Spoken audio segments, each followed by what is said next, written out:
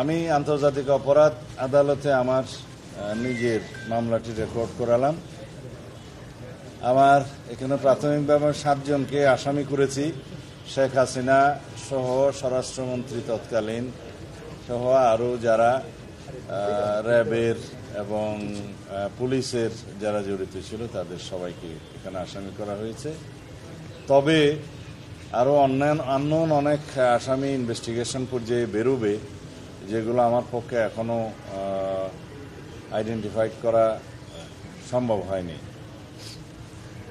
শুধু আমি আমার মামলার কথা বলবো না, বাংলাদেশের গত ফ্যাসিস্ট রেজিমে, শেখ হাসিনার অবৈধ ফ্যাসিস্ট রেজিমে যারা এনফোর্স ডিসঅ্যাপিয়ারেন্সের শিকার হয়েছেন আমার মতো, যারা জুডিশিয়াল কিলিংয়ের শিকার হয়েছেন, যারা পুলিশি নির্যাতনে মৃত্যুবরণ করেছে, যারা বিভিন্নভাবে আওয়ামী দলীয় সন্ত্রাসীদের দ্বারা নির্যাতিত হয়ে মৃত্যুবরণ করেছে অথবা পঙ্গুত্ব বরণ করেছে, বিভিন্নভাবে মানবতা বিরোধী অপরাধ সংঘটিত হয়েছে, এই সমস্ত কিছুই আন্তর্জাতিক অপরাধ ট্রাইব্যুনালে যাতে মামলা হয়, যারা ভুক্তভোগী তারা যাতে মামলা করেন সেজন্য আহ্বান জানাচ্ছি।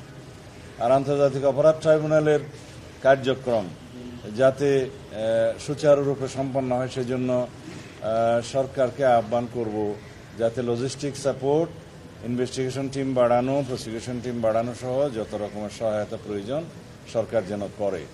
আমাদের পক্ষ থেকে আমরা যতটুকু সহায়তা আমাদের জন্য আমাদের ক্ষেত্রে প্রযোজ্য তা আমরা সহায়তা করব। তবে বিচার বিভাগ স্বাধীন এবং স্বাধীন বিচার বিভাগের মধ্য দিয়ে আমরা আশা করি এই বিচারিক প্রক্রিয়া চালু থাকবে এবং আন্তর্জাতিক মহল আর দেশের অভ্যন্তরে সবাই যেন এটা দেখতে পায় যে একটা সুবিচার নিশ্চিত হচ্ছে, এখানে কোনো পক্ষপাত করা হচ্ছে না। এটা আমাদের খেয়াল রাখতে হবে। যেভাবে ওপেন কোর্ট ট্রায়ালটা মানুষ সরাসরি দেখতে পাচ্ছে, এটা আমাদের দেশের জন্য একটা নজির স্থাপন করেছে। আশা করি এখন উন্মুক্ত আদালতের বিচার কার্যক্রম যদি সর্বসাধারণ দেখতে পারে তাহলে সেখানে সুবিচার নিশ্চিত হবে ইনশাআল্লাহ। এই কার্যক্রম যেন আমরা সর্বক্ষেত্রে প্রচলন করতে পারি সেটার জন্য প্রচেষ্টা নেওয়া হবে। ধন্যবাদ আপনাদের। আপনার শেষের দিকের তথ্যটা আগে বলে এটা সঠিক নয়। আমাদের আলাদা আলাদা সেল আছে, শহীদ পরিবারদের সাথে সাক্ষাৎ করা, তাদেরকে সহযোগিতা করা, তাদের পরিবারকে সহযোগিতা করা, সে সন্তানদের জন্য আমরা ভবিষ্যতে তাদের শিক্ষা ব্যবস্থা, শিক্ষা সহ সমস্ত চিকিৎসা সবকিছুর দায় আমরা নিয়েছি দায়িত্ব। এরকম অনেকগুলো আপনারা দেখবেন কার্যক্রম, বিশেষ করে মাননীয় আমাদের ভারপ্রাপ্ত চেয়ারম্যান জনাব তারেক রহমানের নেতৃত্বে তিনি সরাসরিও ভিকটিম পরিবারের সাথে কথা বলেন, ভিডিওতে আপনারা দেখবেন। সুতরাং আপনার শেষের তথ্যটা আমি একটু ভিন্নমত পোষণ করি। আর আমার কেন মামলা করতে দেরি হলো, আপনারা যদি প্রত্যেকদিন আমার কার্যক্রমগুলো দেখেন, রাজনৈতিক বিভিন্ন কার্যক্রম, সংস্কার কার্যক্রম, এগুলো নিয়ে এত ব্যস্ত সময় আমার কাটাতে হয়েছে যে আমি আসলে নিজের জন্য আলাদাভাবে কোনো সময় বের করতে পারিনি এতদিন। আর তথ্য উপাত্ত সংগ্রহ করা এবং আইনজীবীদের সাথে আলাপ করে একটা খুব ভালো মতো ড্রাফট রেডি করে জমা দেয়া, যাতে করে এই মামলাটা আমরা প্রমাণ করতে পারি, সেটার জন্য একটু সময় লাগে। তারপরেও আমি কিছুদিন বিলম্ব হয়েছে, সেজন্য এটার জন্য দুঃখ প্রকাশ করছি। আমি জানি যে এই বিলম্বের জন্য আমাকে জিজ্ঞেস করা হবে। আমি কি দেখতে চাই সেটা ন্যায় বিচার না। আইন যেভাবে মনে করবে, বিচারে যেভাবে সাব্যস্ত হবে সেটাই আমরা মেনে নেব।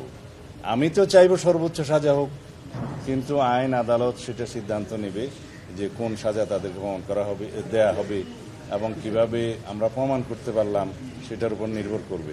সুতরাং বিচারের বিষয়ে কিন্তু স্পেসিফিক এভাবে বলা যায় না যে আমি অমুকের ফাঁসি চাই, অমুকের এই চাই। আমাকে প্রমাণ করার দায়িত্ব আমার, এবং কোর্ট বুঝবে, আদালত সিদ্ধান্ত নেবে কোন সাজা দিবে।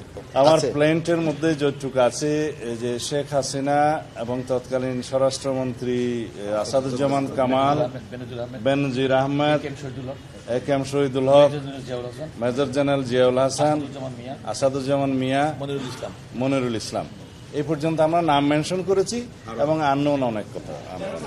অবশ্যই সেটা শুধু বিএনপির প্রতিশ্রুতি নয়, এই জাতির আকাঙ্ক্ষা, জুলাই আগস্টের শহীদদের রক্তের আকাঙ্ক্ষা, সমগ্র জাতির প্রত্যাশা, এই জনগণের প্রত্যাশা, ন্যায় বিচার প্রতিষ্ঠা করতে হবে। শুধুমাত্র জুলাই আগস্টে জাতিসংঘের রিপোর্ট অনুসারে 1400 শহীদ হয়েছে। 2000-এর বেশি আহত হয়েছে, পঙ্গু হয়েছে, অন্ধত্ব বরণ করেছে।